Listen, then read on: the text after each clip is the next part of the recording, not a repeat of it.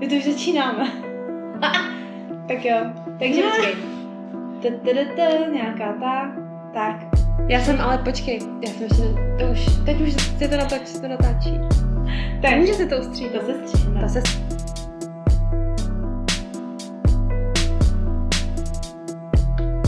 Tak, teď už jsme začali. Takže ahoj tady. Čau Nikou. Ahoj všichni, kdo nás posloucháte, či nás vidíte. Vítáme vás u našeho celostního podcastu teda celostní poradny. Je to náš takovej, dá se říct, první díl, který bychom chtěli, aby měl nějakou štábní kulturu. Pak třeba někdy i ukážeme náš pilotní díl, který byl takový masakr improvizace. Tentokrát, nevím, jak to máš ty, tady si myslím, že jsme maličko připravené. Ale nebudeme lhát, že to natáčíme na poněkolikáté, takže začátek byl pro mě těžký, stejně jako minule, ale minule to byla opravdu improvizační hitparáda. Dneska jsme si připravili i osnovu, což si myslím, že už je teda velká věc. Máme tady s sebou i nějaké podklady vědecké. Aby jsme byli trošku opravdu odborníky. A dneska bychom chtěli s vámi, nebo vám říct něco o kyselině chlorovodíkové, o trávení, protože přeci jenom pro ty, kteří nevědí, tak se věnujeme naturopatii, jsme studentky naturopatie, tak já to spíš nazývám jakoby celostní přírodní medicíny, protože ne pro všechny je slovo naturopatie jako dobře uchopitelný a hodně řešíme trávení a řešíme to i v naší celostní poradně, takže jsme si říkali, že bychom vám o tom něco málo mohli říct. Doufám, že jsem to tak shrnula dobře. Jo, shrnula jste dobře. My jsme se rozhodli, že začneme od podlahy žaludku prostě. Že probereme s váma ty témata trávení tak nějak různě a protože zrovna správná kyselost žaludku je téma mnohých lidí, ačkoliv možná to neví, možná mají jenom nějaký potíže, ale nikdy se nedozvěděli, že mají vlastně nějaký problém s produkcí žaludečních šťáv. Tak jsme se rozhodli, že dneska to tady s vámi probereme, že vám to vysvětlíme tak, aby to pochopil každý. Abyste to všichni pochopili, aby jsme... Nechcem tady prostě předčítat žádný studie, nechcem tady vám říkat žádný odborný termíny, to nám stačilo zkoušek. Dneska si to vezmeme tak hezky na pohodičku, aby jsme všichni věděli, o co jde a prostě si o tom něco povíme. Ty jsi to řekla úplně nádherně, to se mi líbí.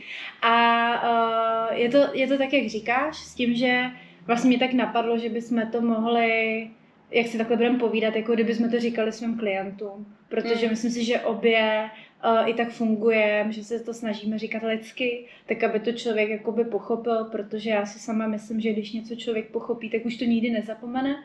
A potom, když třeba právě někde něco uslyšíte, uvidíte na sociálních sítích, tak si třeba sami můžete pak udělat svůj názor, jestli to je pravda, není to pravda.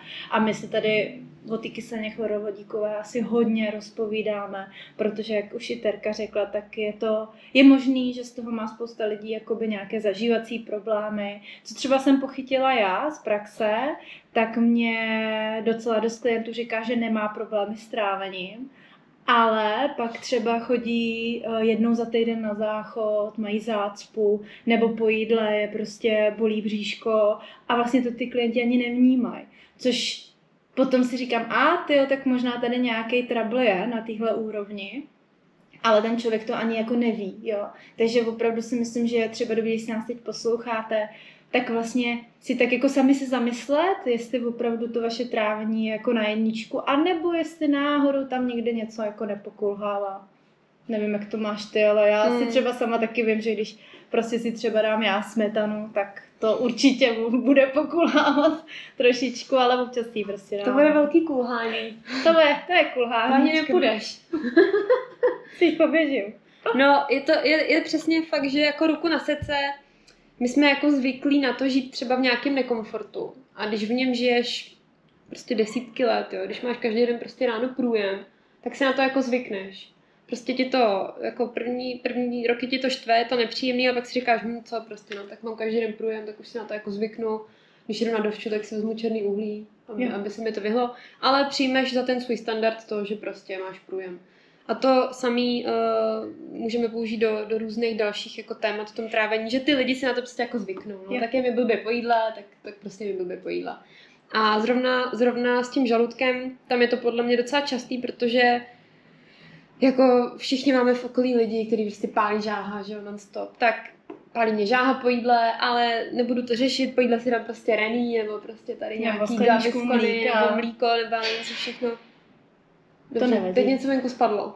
Jo, tak teď venku něco spadlo. A to asi nevadí. No, takže lidi si dají skleničku mlíka, dají si tady gaviskon s hasičem, dají si tady prostě Rennie a spolehnou se na to, že to prostě přejde. Nemají potřebu řešit to, že prostě pálí žáha, je to nějaký divný.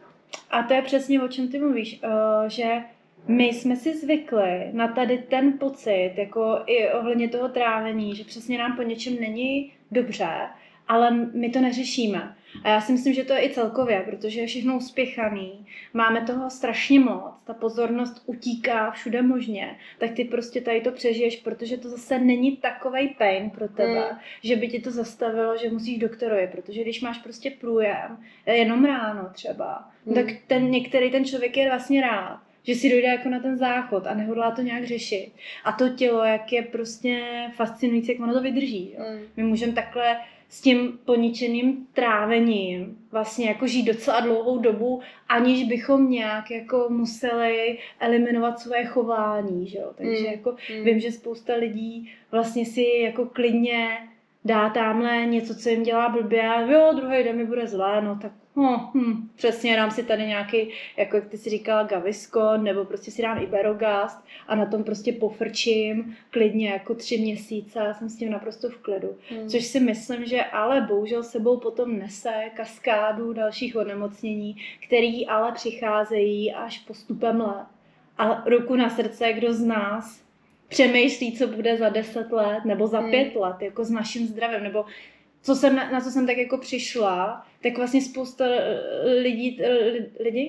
lidí to jako nezajímá, nebo jo, to bude až, no to ještě bude, ale myslím si, že to, co my tady jako děláme i u nás v poradničce, je vlastně ta preventivní jako medicína, že se snažíme vyladit to trávení, když dneska jsme u toho žaludku, tak, aby vlastně jsme předcházeli nějakým dalším onemocněním. A o tom se vlastně i dneska budeme bavit, co všechno se může stát, když třeba tu kyselost budeme mít sníženou a že vlastně to nemusí být čistě jenom o trávení, ale že tam zmíníme železo, B12, anémie a tak dále. Jo, a to jsou poměrně jako vážný onemocnění. To už pak není vůbec žádná sranda. Jo, máš pravdu, prostě dokud ti nepraskne vřet a nemusíš do nemocnice, tak je ti to jedno, že jo. Jako naučili jsme se řešit ty akutní věci, ale ignorujeme úplně jakýkoliv informace od toho těla, že mu není dobře. Naučili jsme se to prostě přehlížet, naučili jsme se to zalepit tady nějakou tabletkou po jídle a jedeme dál. Takže naším cílem je informovat lidi, informovat společnost, naše klienty a klientky o tom, jak žít a jak si poskládat ten životní styl tak, aby jste se vyhli případnému zadělávání si na jakýkoliv problémy. Pokud je někdo ve fázi, že bojuje zrovna se zvýšenou, sníženou kyselostí toho žaludku, všechno se to dá ještě pořád řešit. Dokud prostě lidi fakt už nemají rozežraný žaludek, vředy, prostě popálený jícen, tak ještě pořád tím preventivním chováním v tom běžném životě můžete krásně ladit tyhle prvky z toho trávení. A to my se vám budeme snažit předat. To je pravda. Já si teda upřímně myslím, že je vždycky dobrý začít, i když je to třeba fakt jako v prdeli, když to řeknu takhle, jako fakt zlý, tak si pořád myslím, že když nějakým způsobem se zaměříme na to trávení, jak na ten talíř, jaký budeme kupovat potravin, nebo jak se budeme celkově k sobě chovat, protože samozřejmě i ta kyselina chlorovodíková je spojená s naší psychikou, když budu prostě v nervech, tak to taky nebude úplně jako fajn. Takže vždycky má smysl začít, i když si třeba myslíte, že už je pozdě, za mě teda nikdy není pozdě. Ať je vám 20, 30, 50, 80, je to jedno prostě, jo. Ta informovanost je v téhle oblasti, nejen v téhle oblasti, jako fakt důležitá. Jo, takže. Zároveň je dobrý zmínit i to, že nikdy není pozdě, i když už přesně jako žaludek máte na ruby. ale zároveň nikdy není ani jako brzo. Vlastně podle mě je dobrý na to myslet, i když tě jako nic netrápí, máš pocit, že tvoje trávení je prostě 100%, nic tě nebolí, nic tě nedělá problém, i tak si myslím, že je dobrý věnovat zrovna tomu jídlu a tomu celému procesu jako jídla a stravování pozornost, aby jsme právě předcházeli různému rozvoji tady těch věcí, ale ta prevence je prostě důležitá. Jo. I když máš problém, i když nemáš problém. Jo, to máš pravdu, no. To s tím úplně souhlasím, to se podepíšu. Ale přesně, protože to je zrovna strava a to, jak jíme, je to, co můžu ovlivnit. Že? Bohužel třeba to, co dýchám, pokud třeba bydlím v Praze nebo takhle, to úplně tak jako neovlivním. Ne všichni si můžou dovolit se odstěhovat třeba do hor, ale vlastně to, co jim, tak můžu úplně krásně upravit tak, abych vlastně předcházela nějakým chronicitám, nebo prostě abych se zaléčila a jak ty si hezky řekla, tak vlastně to dělat jakoby kontinuálně pořád. Začít vlastně opravdu od malinka, trénovat ten žaludek a mít ho prostě opravdu jako v topíčku, protože ty potom líp vstřebáváš veškerý živiny, že jo, vitamíny. A když prostě máme to trávení suprácký, tak jako eliminujeme i určitý jako onemocnění, že jo? Protože já si prostě myslím, že to trávení je alfou a omegou našeho zdraví, že jo? Co si budeme prostě povídat, jo? A je to, jako stojí to za to se na to podívat a věnovat tomu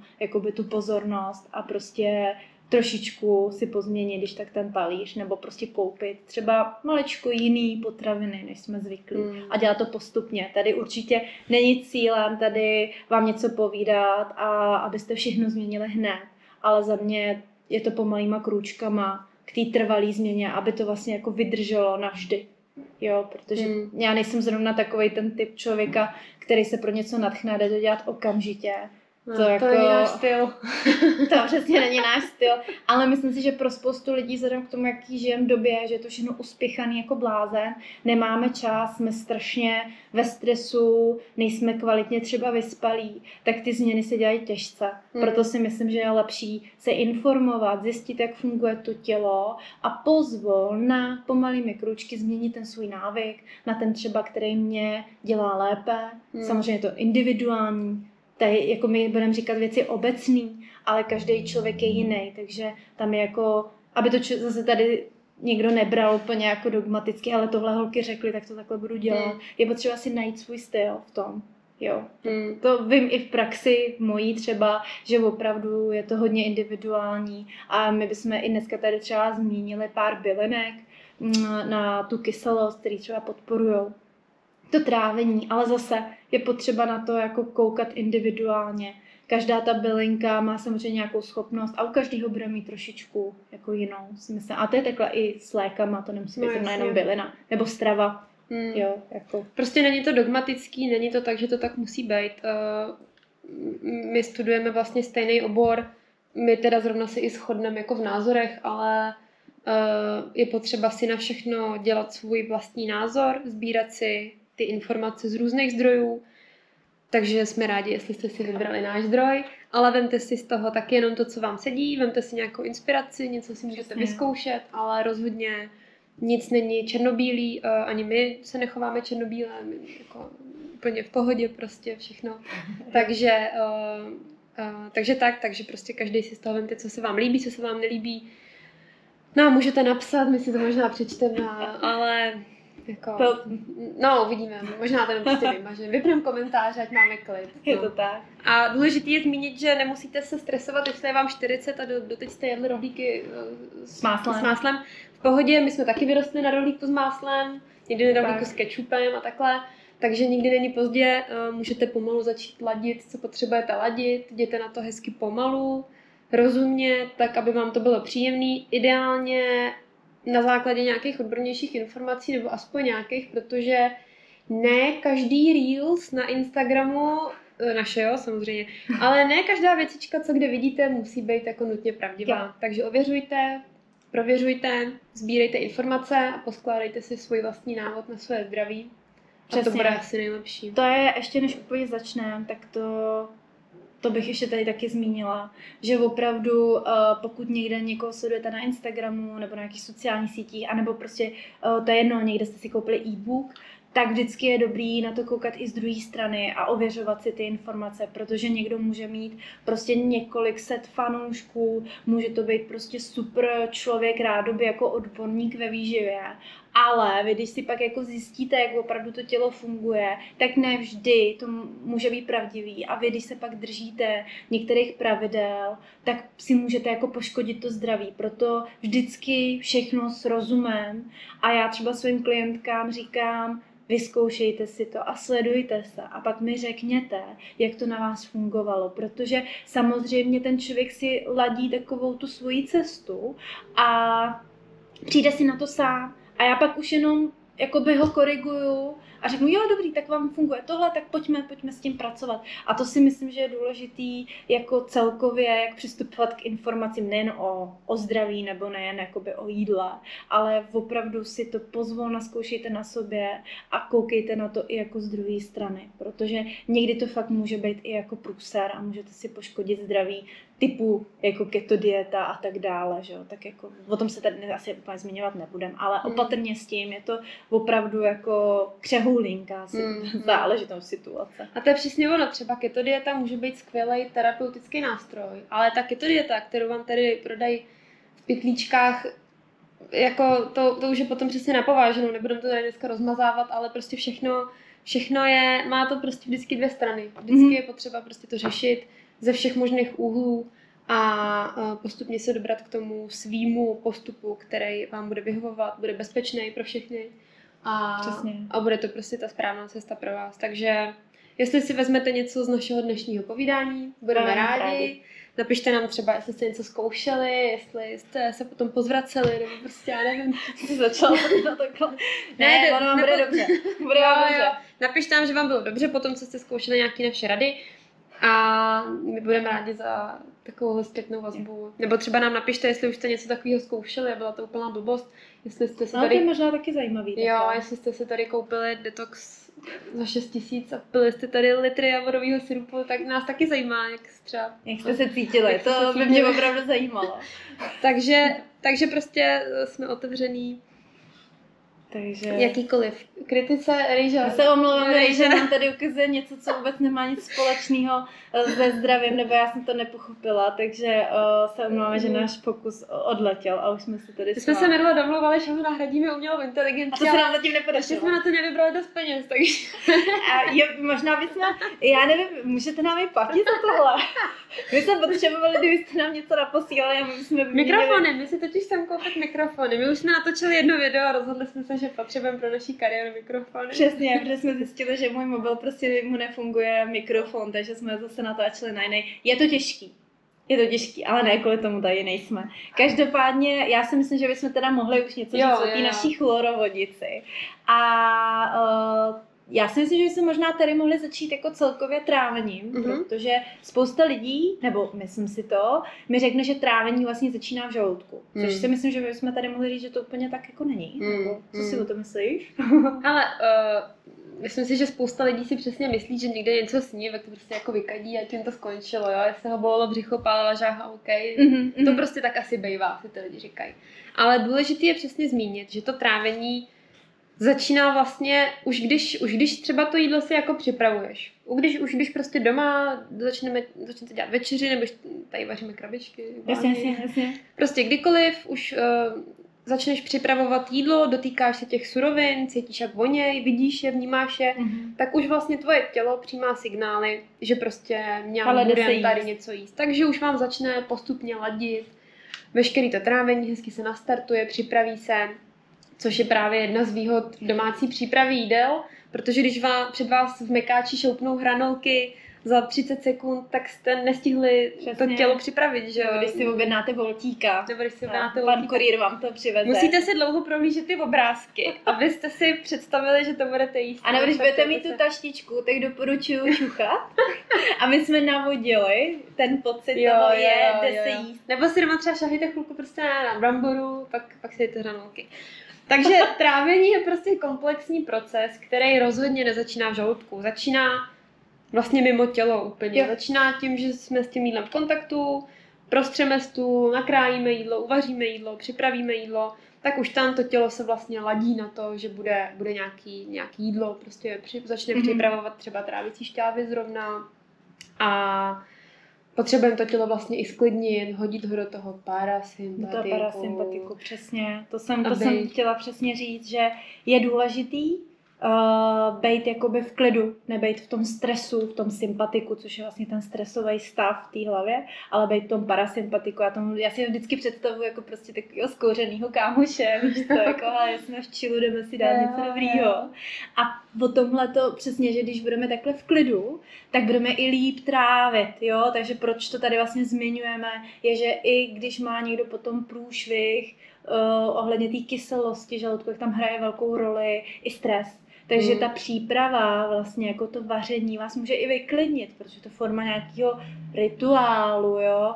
Nebo když si prostřete ten stůl, proto by člověk i měl jít v klidu, nekoukat na telku, nehrát si na mobilu, jo? Po případě já třeba klientům radím se prodejchat, protože dechem se dostáváte do toho klidového stavu, takže prostě se prodejchat předtím a už tohle, jak říkala Terka, nám navozuje, já se o tom bavíme už slením, a přesně nám navozuje ten, jo, hele, jde se jíst. Já si vždycky představuji, že z mozku jde ten signál, přesně tý slinivce, a říká se, hele, tady už to prostě začíná a ty šťávy už nám začínají pracovat, jo. Takže jako a je to podle mě přesně jako takový rituál. To se hrozně líbí, když si to člověk dokáže takhle nastavit, ale jde to podle mého i v práci. Prostě můžete udělat 5 nádechů, výdechů nosem předtím, než budete jíst tu krabičku, aspoň na takový jako menší jako zpomalení, jo, a tady možná by stálo za to říct, že bychom měli samozřejmě jako čím díl budeme jíst, tím líp, si myslím já. Aspoň. Jo, určitě, nebo aspoň dělat prostě to, co můžu, když vím, že mám v práci půl hoďky pauzu, tak jasně asi nemůžu jít hodinu, ale můžu udělat to, že přesně vlezu si někam mimo, třeba ven na sluníčko na chvíli, před kancelář vylezu, to jídlo přesně žvejkám, koušu. To kousání, prosím vás, je opravdu důležitý. Není to, že se to sice furt opakuje, ale je to součástí toho trávení. Přesně to, že se sklidníte, připravíte si to, tak následně to kousání je prostě klíčový pro správné trávení, protože vy tu stravu potřebujete do toho žaludku poslat ideálně fakt co nejtekutější. Je to možná nechutný, občas, když to někomu řeknu a ty lidi pak jako zkusejí přežvěknout 30krát jako sousto, tak si říkají, tak to opravdu ne, jako jo. Ale zkuste dělat kompromisy. Ale schválně si zkuste všichni spočítat, když jíte, kolikrát do toho jednoho sousta kousnete, protože se budete divit, jak málokrát kousnete. Prostě fakt někdo kousne jenom třeba 3krát. Prostě nebo dáš, jednou, že jo? Nebo jednou. A jedeš. Náš pes třeba vůbec, že jo? Ale je to přesně o tom uvědomění si, protože kdo z vás se jako zamyslí nad tím, kolikrát teď přežvěkal sousto, že jo? Prostě jako opravdu málo lidí, ale když se na to zaměříte a teď vám řekneme, že byste to sousto měli třeba 20krát pokousat, tak je strašně těžký. A přijde vám to fakt divný. Takováhle nabídka je opravdu divná, jako jo. Ale přitom vy jenom vlastně jakoby jenom kousáním si můžete opravdu zlepšit trávení, protože to jakoby předděláš, jo? Ty to v té puse vlastně předděláváš, aby s tím potom ten žaludek neměl tolik starosti. Nehledě na to, že mně se docela osvědčilo, že čím díl člověk kouše, tím potom lépe se mu říká, hele, už mám dost. Že vlastně najednou je tam ta zpětná vazba toho těla, kdy prostě, myslím si, že to je leptin, který říká, hele, stop, prostě jako už jsem sytá. Jo, takže když budu vlastně jako vědomá a budu kousat, budu koukat na to, co vlastně jim, a nebudu čučet prostě na telku a tak dále, tak jsem schopná si vlastně jako vytvořit svoji vlastní porci. Si já myslím, že prostě když jsem natolik vědomá, že dávám ten pozor, tak to naše tělo přece jako z logiky věci musí vědět, kdy má dost. Pakliže teda teď to přeženu. Tak, my bychom vám chtěli říct takovou příhodu, teď ještě než teda jsme se dostali k tomu trávení, ale nám se teď vypla kamera, která se nám vlastně jakoby přehřála, takže škoda, že to nemůžete vidět, ale my jsme vzali leďáčky z mrazáku a podepřeli jsme to těma leďáčkama. Já mám pocit, že jsem opravdu jako Tyjo, já nevím, no, tohle prostě se může stát jenom nám, jako. Takže teď právě tady na talíři máme ledové bločky a v tom je opřená kamera a na tom my se tady teď zase natáčíme. A celou dobu se modlíme, že až budeme povídat dál, tak aby se to všechno uložilo. Protože když se to neuloží, tak my opravdu nemáme čas to natáčet znovu, takže... Hlavně jsme fakt rozjetý, to nemůžeme zastavit tohle. Jo, takže se prostě... teď jakoby zkusíme vrátit k tomu, co já si moc nepamatuju, co jsme vlastně říkali. Kousání, prosliňování do žaludku musí padat prostě oslizlá, rozžvejkaná, tekutá věc. Jo, já jsem teď trávenina, se tomu říká, že jo? Ano, odborně. chymus. Chymus, jo. Takže tohle je vlastně první krok k tomu, jak si udržet zdravé trávení. Kousat, jíst pomalu a být v klidu. Tak. A teď bych se už pomalu asi vrhla na ten žaludek. Teď krásně spadneme do žaludku. Takže jakmile se dostaneme k tomu žaludku, tak vlastně ten žaludek má samozřejmě víc funkcí, to tady asi dneska nemáme úplně kapacitu rozebírat, ale vlastně nejdůležitější z hlediska možná toho trávení je právě to, že žaludek má schopnost v té své stěně, v té své sliznici produkovat prostě různé látky, různé tekutiny, souhrnně jsou to prostě žaludeční šťávy. A jednou z těch látek právě v téhle skupině šťáv je kyselina chlorovodíková, kterou můžeme ovlivnit, můžeme její tvorbu ovlivňovat právě tím, jak se budeme chovat, co budeme jíst, můžeme ji podpořit, nebo ji utlumit, takže to je naše hlavní téma, kterému se chceme teď věnovat, se kterým se dá hezky pracovat a který může nasykat problémy, který může krásně trávit a je to prostě taková zajímavá věcička. Ta kyselina chlorovodíková, já si ji vždycky představuji, že tam slouží k tomu, aby to jako rozleptala, rozsekala a aby vlastně ochránila to tělo vůči těm patogenům, protože kdybyste vlastně vzali tu kyselinu chlorovodíkovou z toho žaludku a vylili to třeba na koberec, tak na to popálí, jo. Takže si představte, jak moc. Je to vlastně jako žíravina, jo. A je to vlastně úplně jako mně přijde až kouzelný, že my v sobě máme takovou žíravinu a nic nám to jako neudělá, že? Když máme všechno v pořádku, samozřejmě. Takže je opravdu důležitý, aby tady tato kyselina byla v normě, aby jí bylo dostatek, ne moc a ne vlastně málo.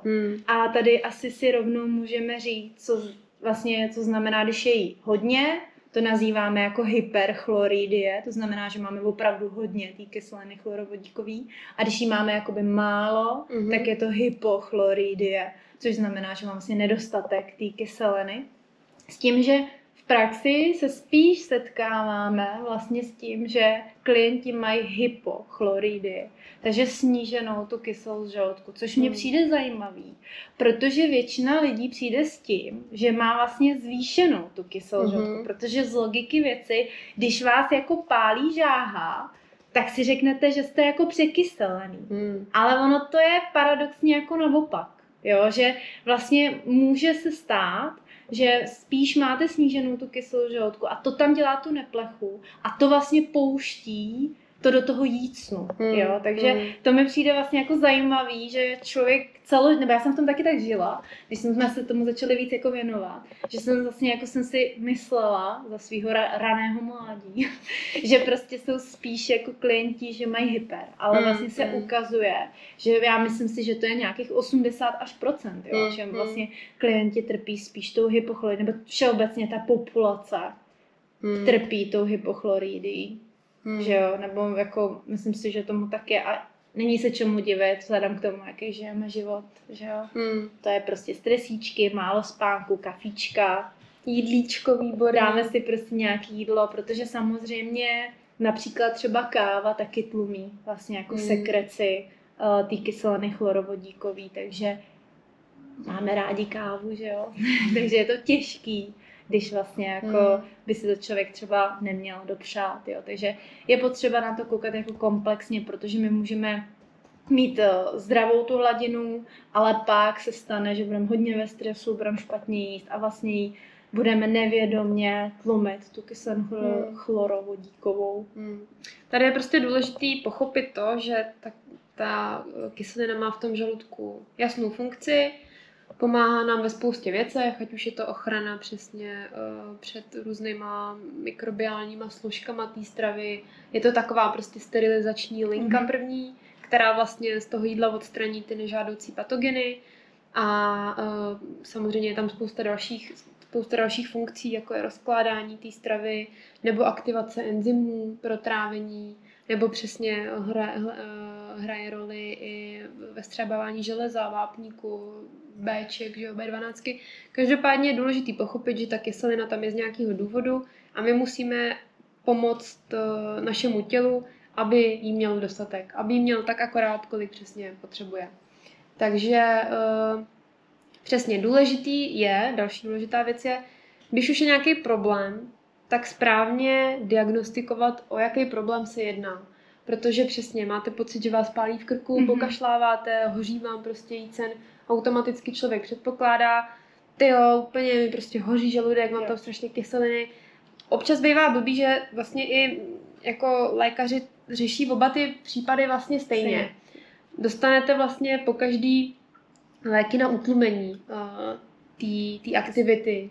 Což vlastně paradoxně těm lidem vlastně pomůže, protože když vás to pálí a vy přijdete k lékaři, tak vlastně on vám, jak jsi si říkal, většinou předepisuje omeprazol, a ten to vlastně stlumuje. No ale když to vlastně napálíte do toho žaludku, který má sníženou tu kyselost žaludku a vy si tam ještě dáte tady ten omeprazolek, tak to vlastně stlumíme ještě úplně, jo. Takže to je takový. To samozřejmě jako tím nechceme nic říct špatně vůči lékařům, ale je, jak říkala Terka, fakt důležitý to správně jako otestovat. Což třeba my zvládáme s Grácí to testovat. Jo. Což určitě koukněte na náš reel, na celostní poradna, dáme si tady takovou reklamu, kde vlastně i říkáme, jak se to testuje. Tady nevím, jestli to budeme zmiňovat, jak se testuje. Můžeme pak rychle nějak to jenom třeba shrnout. Nebo jestli to shrneš ty, nebo... No těch testů je jako obecně víc, můžeme samozřejmě použít i různý testy té západní medicíny, jasně, ale ten nejjednodušší, který používáme i my, je vlastně rychlej, bezbolestný, celkem spolehlivý. Nebudeme vám vlastně prozrazovat účinky toho testu, protože to je ta pointa. Prostě spolknete tabletku betainovou, přesně kyselinu chorovodíkovou, jakoby, že jo, tablece. A vlastně spolknete ji a čekáme, jaký je výsledek. Podle toho, jak se to tělo zachová, když tak dávkujeme další, do někoho jich můžeme nadat opravdu hodně, jako nic se necítí. Každopádně stačí prostě spolknout tuhle tabletku a vlastně během nějakých jako desítek minut už nikdy hnedka jako jo, dokážeme přesně indikovat, diagnostikovat, o kterou tu funkci se jedná, jestli zrovna trpíte sníženou nebo tou zvýšenou. Určitě to prosím nedělejte doma. Je fakt důležitý to dělat s nějakým terapeutem. A prostě dělat to s terapeutem, protože to má své náležitosti. Jestli trpíte vředy a takhle, tak se určitě tady tohle nedělá. Jasně, samozřejmě. Jo, bavíme se tady o tom, že jste jakoby zdraví jedinci, kteří nemají nějaký problém jako se žaludkem nebo tak nějak. Ale vždycky je důležité to dělat pod nějakým dohledem odborníka, aby tady pak člověk si nekoupil nějaký betinový tablety a nešel to prostě jako hurá vyzkoušet. Samozřejmě se to dá i poznat z krve. Můžete jakoby nabrat určitý panely a celkově ono vám i hodně řekne, co vám ten klient vlastně jakoby povídá, protože ono docela se to dá i poznat z těch příznaků, že jo, o jakou tady tu jako dysfunkci, jo, se jedná. Já bych to tady úplně asi jako tolik nezmiňovala, protože je to strašně individuální a my máme poměrně náročné dotazníky, kde vlastně jako zjišťujeme úplně jako klientův lifestyle a podle toho to vlastně jako poznáme, proto si myslím, že by bylo kontra tady jakoby říkat, která jako tady ta, jako jestli je to zvýšená nebo snížená, co to způsobuje. Každopádně je dobrý si to nechat jakoby změřit, i když nemáte nějaké jako příznaky. Myslím, že to je zajímavý, protože někdy zjistíme, že třeba může být opravdu trošku snížená ta kyselina chlorovodíková a pak se to tam dá moc hezky jako zase zpátky jako navrátit pomocí, já nevím, stravy, určitých návyků nebo bylinek, nebo čehokoliv, nebo nějaký malý eliminace něčeho si, co způsobuje, že se nám to vlastně jako snižuje. Ono taky je důležitý, dneska říkáme, že všechno důležitý, dneska je všechno strašně důležitý, ale mějte na paměti, že ty symptomy u obou těch případů můžou být vlastně podobný. Spousta lidí přijde s tím, že přesně má šutr v žaludku po jídle, nebo pálí ho žáha, trpí nějakým nadýmáním, říháním, prostě špatně se vstřebávají určitý látky, takže ty příznaky můžou být vlastně stejný. Takže... Pardon, jestli slyšíte nějaký zvuky, tak nám rupe ten led. To je v pořádku. To máte prostě jako muziku nějakou. Jo, takže... To je jako v oceánu. To je jako v oceánu. Na severním pólu. Takže pokud tam občas slyšíte nějaký prásknutí, tak tady rupe led. Tak, jsme na ledovci. Jsme v červenci na ledovci. Je teplo, naší kameře je taky teplo, tak proč ne? No, tak aby jsme to shrnuli, příznaky můžou být dost podobný. Vlastně obě ty poruchy mají strašně moc společného až na ten základ, který je důležitý správně rozklíčovat a podle toho potom postupovat. Tak možná bychom mohli říct, co se může lidem stát, když... Jasně. Já se tady asi hodně budu spíš zmiňovat o té hypochloridy, o té snížené kyselosti žaludku, protože ta je bývá nejčastější. A vlastně s tím třeba i já docela na to hodně narážím při své praxi, když třeba nechávám klientům odebrat krev. Hodně se to stává jako ženám, že jsou třeba anemický, což znamená, že třeba mají anémii z nedostatku železa. Vidíme to potom i na krevním panelu, kdy prostě je to železo snížený a i přesto, že klientka třeba jí maso, není nějak jako vegetariánka, jí naprosto třeba i dobře, tak tady hodně většinou je jako hele, možná je tam ta hypochlorýdie, protože my když máme tu kyselost sníženou, tak to naše tělo si vlastně jakoby má velkou práci s tím, aby si vytáhlo to železo vlastně z té stravy. Jo, a trochu si říct, že to, co si budeme, prostě z toho masa se to líp vytahuje, pokud jíme třeba živočišné potraviny, takže i přesto, ale, že třeba sníte hovězí steak a budete mít nějakou hypochloridii, tak je dost pravděpodobný, že si tam toho prostě člověk moc nevytáhne. Že vlastně, jak tam není dostatečná ta kapacita té kyseliny chlorovodíkový, tak vlastně to tělo, já si to vždycky představuji, že je ten žaludek jako takový línější a že teda jde a že to nějak jako popackuje, ale není to tak, jak by potřebovalo. Takže potom ty klienti mývají jako průšvih zrovna u tohohle železa, spíš klientky to bývají. Jo, že víc k tomu jako kleneme jako ženy.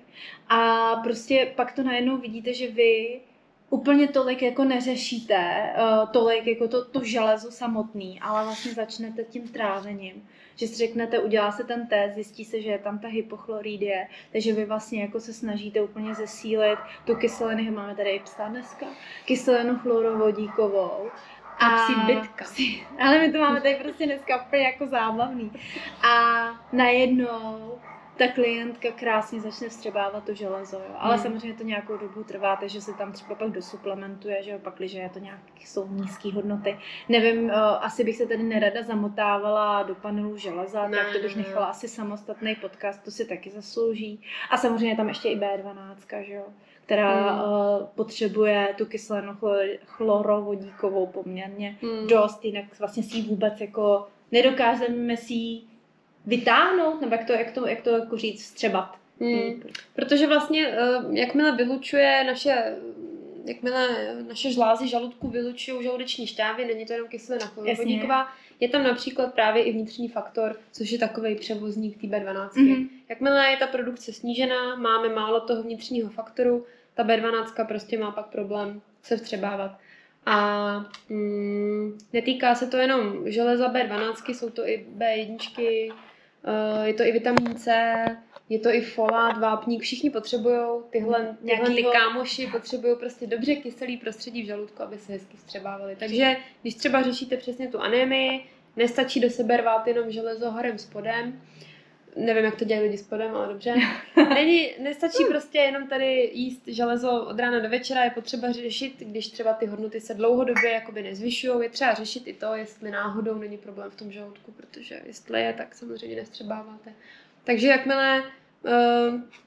jakmile je nedostatečná funkce těch žaludečních šťáv, může docházet právě třeba k nedostatečnému vstřebávání těchto látek, může docházet k oslabování nechtů, jsou slabý, lámavý, mají na sobě takový ty podélný rýhy, vypadávají lidem přesně občas vlasy, ale nejdůležitější zase, hlavní ta skupina těch příznaků je prostě ten trávicí.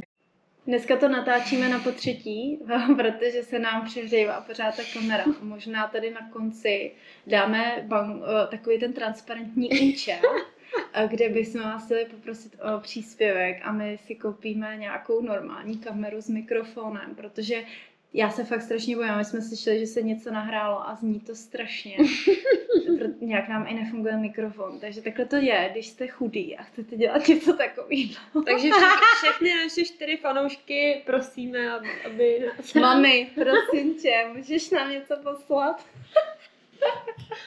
Ne, aby jsme se vrátili k tomu trávení. My nevíme, kde jsme skončili, takže my se někam vrátíme a snad myslím si, že jsi říkala, že vlastně co se může stát, když ta kyselost není dostatečná a říkala si, že to není nejen o železu a B12, ale samozřejmě, že vlastně celý B-komplex bych mohla prakticky říct, potřebuje nějaký nosítko, aby se dostalo vlastně do té krve. To samý i vápník, že takhle potřebujeme prostě dobrou tu kyselost, aby jsme dokázali z té stravy vytáhnout ty potřebné vitamíny a minerály. Pakliže to budu mít prostě špatný, snížený nebo i zvýšený, tak si prostě zadělávám za nějakou dobu na nějaký chronický problém. A nemusí to právě vždycky být otrávení. Jo, vy třeba můžete cítit diskomfort, že vás bude po jídle pálit žáha, jo, a což člověk právě díky redný nebo tak nějak přežije.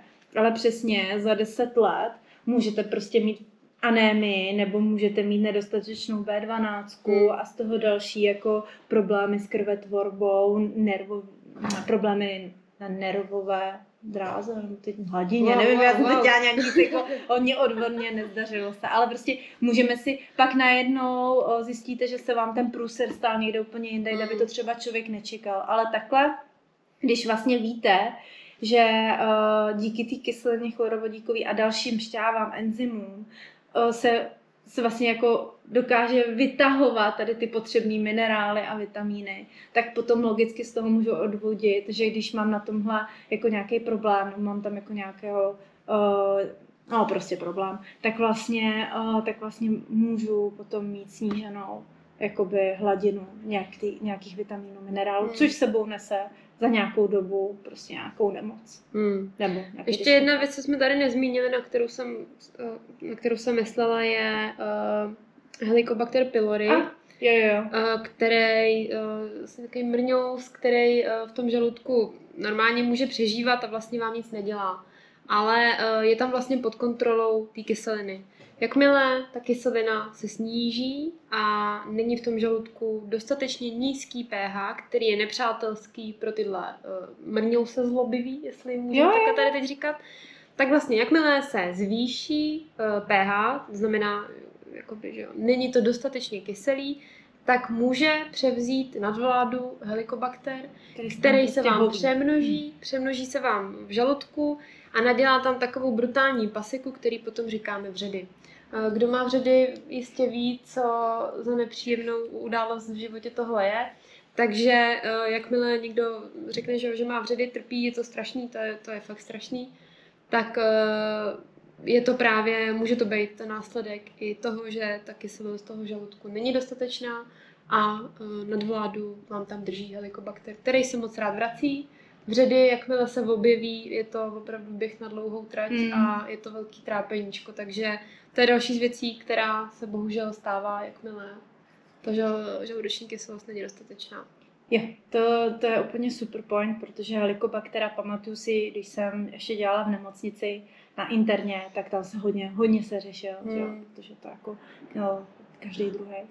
A co vlastně ještě zajímavý, možná si to jako říkáte, že když mám takovouhle extrémní kyselost, když takhle jako v pohodě, když bude v normě, tak jak to funguje, když vlastně ta trávenina pokračuje dál, že jo? Protože mně se tam líbí, že to je prostě tak strašně ten chytrý organismus, jo? Že vlastně to pH se nám pak jako alkalizuje, že? Nebo jako, že máme to hodně kyselý a když nám to přechází do toho duodéna, do toho vlastně tenkýho střeva, do toho 12, že jo, tak se nám to tam jako neutralizuje, aby jsme si to nepopálili. Takže mi dává teď jako trošku zase logiku, když budu mít tady na té úrovni v tom žaludku problém, budu mít pak problém jako v tom duodénu, že jo, jako myslím si, že tam ta spojitost je, že jo. Jo, určitě alfa, omega, klíč ke zdravému trávení je prostě normální, prospěšná hladina, tak jak to má být, žádný extrémy a je potřeba se o to starat tak, aby to trávení mohlo celkově šlapat na všech úrovních, tak jak potřebujeme. Takže my vám zkusíme jen tak obecně říct nějaký tipy. Nechcem tady zacházet do detailů, protože můžete si to vzít až moc detailně a nechcem, aby tady někdo z vás se přidávkoval jablčným octem na vředy třeba nebo tak něco. Takže řekneme vám tady jenom nějaký obecný postup třeba. Určitě krok číslo 1 je správná diagnóza. Bez správné diagnózy není úplně ideální pouštět se do jakýhokoliv řešení toho problému. Takže jakmile nevíte, jak na tom jste, jakmile jste nikde nebyli, jen tak si doma jste se vyluštili v křížovce, že asi vás pálí žáha, tak nedělejte prosím vás tady žádný unáhlený závěry. Není to nic těžkého přijít to řešit nebo to zkusit řešit někde a nám třeba napište nebo já nevím, nebo přijďte, běžte za doktorem cokoliv, ale určitě krok číslo 1, bez kterého nemůžete pokračovat dál, je správná diagnóza. A určitě zkuste, kdybyste šli za lékařem, tak dopídit se, jestli se tam opravdu nejedná o tu sníženou kyselost žaludku. Teď vlastně víte, co to znamená. A nebo sklidně můžete i do něčeho jako něco si načíst o tom. Ale určitě si myslím, že je vhodný i jako vědět, že existuje něco jako snížená kyselost žaludku a i zvýšená kyselost žaludku. A za mě je alfa a omegou přesně nechat si tady tohleto jako změřit, abych věděla, jak pokračovat dál. Že třeba zrovna ten omeprazol by pro mě nebyl třeba úplně jako vhodný. Takže vlastně ty jsi to nakousla, tu diagnózu, a pak je to takový to chování, jako jak jsme tady zmiňovali, když jim, to znamená jim pomalu, hodně žvejkám, snažím se vyhnout vlastně jako extrémně průmyslově upraveným potravinám, takže jim vlastně jako prostě jim zdravě, mám zdravý talíř, mám kvalitní potraviny a samozřejmě snažím se jako vyhybat takovým těm jako nadměrnému kofeinu, protože to bylo zrovna moje téma, tak proto zmiňuji pořád kofein, že nebo myslím si, možná ještě trošku mám sníženou kyselost žaludku a když vím, že tam šlupnu víc káv, tak mi to nedělá dobře, když mě pak čeká nějaký větší jídlo. Takže opravdu jakoby vytvořit si zdravý návyky, sledovat se, po čem mi není dobře, jo, a co vám bude dělat moc fajn, tak jsou vlastně takzvané hořčiny, že? To vlastně jsou už z názvu hořké potraviny, typu třeba rukola, že jo, čikanka, nebo můžou to být i určitý bylinky. Chceme tady zmiňovat nějaký byliny? Jako... Hele, možná můžeme jenom takový ty obecní, který třeba lidi doma můžou používat promiň, normálně třeba při vaření nebo takhle. Jo, takový ty bylinný směsi, to bych asi nechala individuálně, neradila bych jako obecně. Takže prostě já jsem ještě něco chtěla. Já se na to vzpomenu za chvíli, pak to řeknu.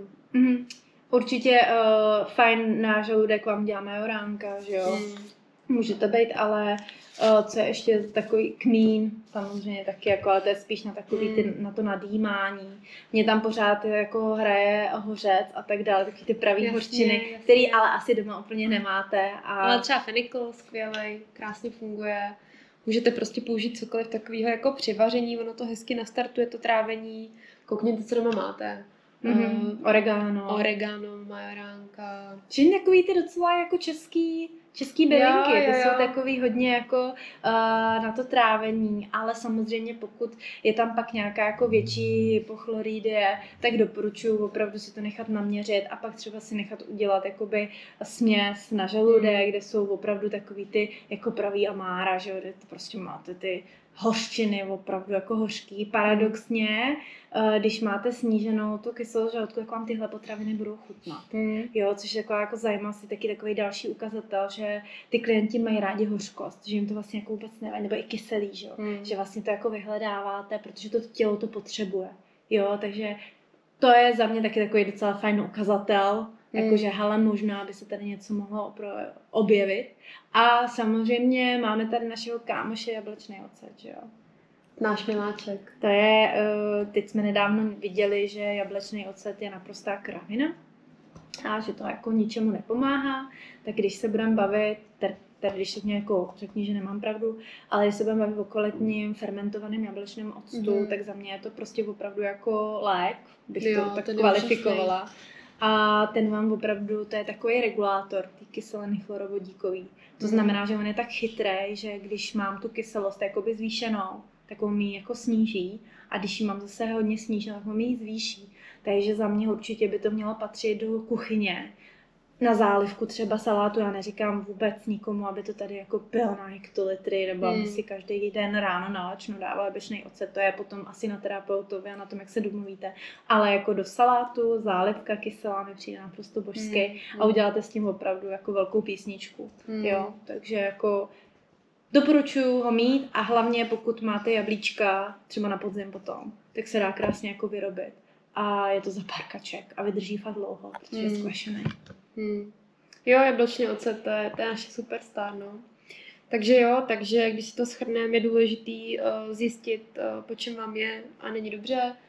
Standardně takový ty dráždivý potraviny. Tak, na počtvrtý se nám vypla kamera, začínáme znovu, ale začínáme koncem. My jsme si tady říkali o tom jablečném octu. No a to je, myslím si, že takových pár rád asi jak podpořit tu kyselinu chlorovodíkovou, tak je to vlastně to pomalé jezení, kousání, hořčiny, kvalitní suroviny. Teď mě, když tak řekni, jablečný ocet taky můžeme použít a celkově životní styl, to znamená, že snažit se nejíst ve stresu, pakliže mám jakoby hodně stresové situace, tak zase popřemýšlet, jak eliminovat ten stres nebo jak se vlastně s ním naučit pracovat. To je jako vlastně další takový krok, že někdy zjistíte, že klientka má prostě strašně stresující, nebo je to maminka. To stačí, možná to je jedno z nejstresovanějších povolání, být maminkou. Takže může to být maminka od 2 dětí, která chodí třeba do práce, no, tak tam se vůbec nedivím, jestli je snížená kyselost žaludku, protože jíte za běhu, děcka na vás hučej, musíte řešit domácnost a třeba práci. Takže tady je potom vlastně jako první krok se řeší spíš jak eliminovat ten stres, jak se víc odpočinout a pak se třeba maká na tom trávení. Jo. Takže je to hodně komplexní, ale myslím si, že když určitě zkusíte jíst pomalejš, zkusíte víc žvíkat, pokusíte se nejíst sračky, tak za mě uděláte moc dobře pro svoje trávení. To si myslím, že je vlastně jako úplně největší jako rada nad zlato. Jo? I když si myslím, že to jsou všechno takové všeobecné věci, které ve skutečnosti víme. Ale je sakra složitý, je jako dát do toho reálného života. Jako i my s tím, nebo já s tím taky jako bojuju. Ne vždy se samozřejmě zadaří, ale každý malý krok se počítá. Jo, a vždycky vám toto tělo vrátí, že když pro ně něco takhle uděláte, i když se vám to zdá, že to není dostatečný, tak já prostě vím, že ono si to zapíše a vrátí vám to v tom, že bude vlastně zdravý a že vás podrží v těch náročných situacích. Tak je potřeba myslet na to, že musíte vlastně, i když ty nástroje všechny známe, je dobrý umět je použít prostě přímo pro vás. Přesně. Měli byste vědět, měli byste znát svoje tělo, měli byste vědět, jak na tom jste, co vám prospěje, co vám neprospěje. Takže z tohohle všeho poskládat prostě sami sobě nějaký individuální plán, ideálně teda ve spolupráci s někým odbornějším, a z toho všeho si prostě vytáhnout svůj návod na sebe, na svoje zdraví, to, co na vás bude fungovat, a nezačít dělat všechno od zítra na 100%, prostě přehnat to všechno, protože to fakt není cesta, to vám nepomůže, nespasí vás to, ne, to prostě nedělejte, běžte na to pomalu, rozumně, tak abyste to vydrželi, aby to vydrželi s váma i doma ideálně. A ty kroky musí být pomalý. Musí být udržitelný a uvidíte, že to tělo vám to vrátí, budete se cítit líp, ale běžte na to prostě pomalu. Běžte na sebe pomalu a s nějakou láskou, protože mám pocit, že všeobecně jsme na sebe hodně přísní a tomu trávení taky, celkově tomu tělo nedělá dobře, takže přistupovat k sobě jakoby laskavě a opravdu se nebičovat za to, když se mi něco zrovna jako nepodaří. Jo, protože to pomalu, udržitelně a prostě nějak jako laskavě a jít si naproti a odpustit si nějaký ten prohřešek. To byla naše spirituální chvilka nakonec. V lásce. Ezo 2. Ezo 2. Tak, jo. Taky to tam musí být. Jo, musí. Co tady ještě musí být, je ostrý konec, který jsme si před chvilkou natrénovali a umí ho Nikol, takže vám ho přednese. Prosím vás, děkuji ti tady, já jsem absolutně zaskočená, ale chtěla jsem vám vlastně říct za prvý, abyste nás odebírali někde tam, to by bylo moc fajn. My ještě nevíme, kde to je, ale až někdy uvidíte to tlačítko, tak na to klikejte. Přesně, ono to asi bude na YouTube, myslím, což já moc neovládám, ale prostě odebrat, aby se vám tam tady ty krásky ukazovaly. A pak bych vám chtěla a dát nám like a nějaký palečky, že je to fakt dobrý a komenty nemusíte, když tak. Komenty musíte, prej. Musíte, Rejže říká, že musíte. Komenty musíte a když tak tam můžete samozřejmě říct, co by vás třeba zajímalo. My to nechceme dělat moc dlouhý. Mohli bychom se tady o tom bavit klidně 4 hodiny, ale chápu, že ne všichni mají čas, prostě jako 3 hodiny někoho poslouchat nebo se na něho dívat. A dále bych vám ráda řekla ještě teda důležitou věc a to je, že vůbec na to nejsem jako připravená, ale že vlastně, že tento pořád slouží pouze k zábavním účelům a vlastně nejsme lékařky, nejsme zdravotní, já jsem, ale neberte nic vážně a ne, že to na sobě budete zkoušet a pak, když máte nějaký problémy, tak určitě dejte vědět lékaři, jděte k nějakému odborníkovi. Tohle to je čistě pro zábavu, pro inspiraci a to je, snad jsem to řekla správně, když tak ještě něco natočíme, kde to budu mít před sebou, jak to má být právně. Ale prostě za nic nebereme zodpovědnost, jestli něco zkusíte, je to jenom vaše. Jo. A to vám nikdo nevezme. Takže nám pak nepište. Že se to nepodařilo. Jo, protože nic jsme neřekli a ta částka taky nesouhlasí, takže... Přesně tak. Tak to bylo důležité říct, takže všechno jsme řekli, jak jsme měli. Doufám, že se nám to povede sestříhat, aby to mělo hlavu a patu, protože dnešní natáčení bylo fakt... 60krát se nám to tady vyplo, ledíky nám roztály, kamera nefunguje, zvuk je takový, nevíme, ale uvidíme. Tak doufám, že se vám to bude líbit, že vám to něco přineslo, já ti moc děkuju tady. No a poslouchejte nás za vaši mámu. Ahoj, čau.